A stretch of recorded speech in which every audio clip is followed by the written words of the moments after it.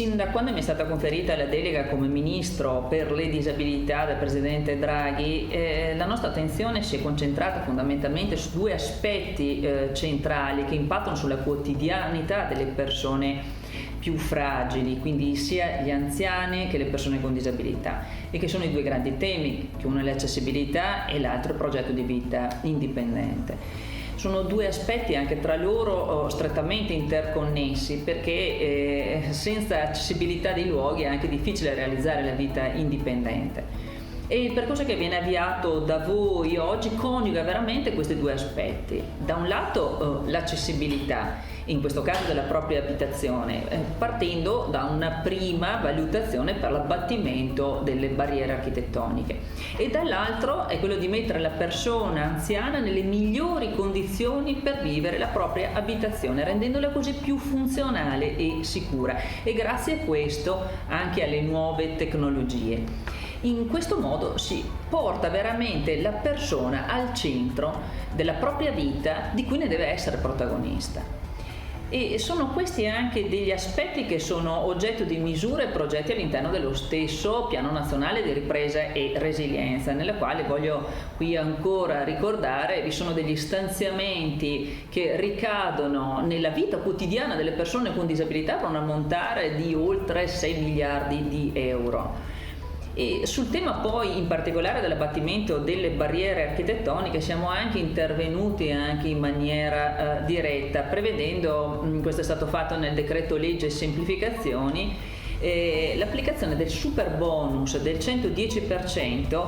per gli interventi finalizzati all'abbattimento delle barriere architettoniche, sia quelli che vengono realizzati congiuntamente a quelli antisismici e sia per quelle relativi all'efficientamento energetico, quindi abbiamo ampliato anche delle possibilità. Sono delle risorse che ammontano quasi a un 40 milioni di euro ed è un intervento che anche questo impatta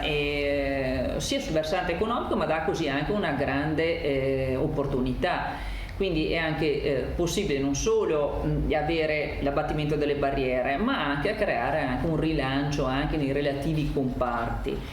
E poi vi sono anche altri numerosi interventi, numerose altre azioni previste nel PNRR, sia per l'accessibilità che per il sostegno alle persone vulnerabili e la prevenzione della cosiddetta istituzionalizzazione.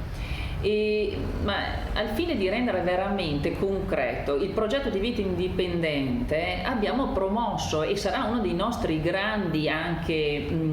impegni nei prossimi mesi, che è quello di approvare questa legge delega, che è una grande riforma che è contenuta appunto all'interno del PNRR, e questa legge delega è finalizzata a rendere effettivo il progetto individuale di vita, che deve essere costruito proprio come un abito sartoriale quasi attorno alla persona con disabilità, in accordo con la stessa e la famiglia. Questo per fare sì che veramente uno si riappropri di quello che è il proprio progetto individuale di vita. E ci sono già delle risorse stanziate in legge di bilancio, abbiamo di fronte proprio questo ulteriore obiettivo che conseguiremo appunto entro la fine dell'anno. Sono tutti tanti interventi, molti interventi, ma c'è molto da fare per il mondo delle disabilità, ma sono certa che lavorando le istituzioni insieme anche con voi, che voi del mondo delle imprese, potremo veramente lavorare nell'unico grande obiettivo, che è quello di creare veramente una società futura inclusiva, una società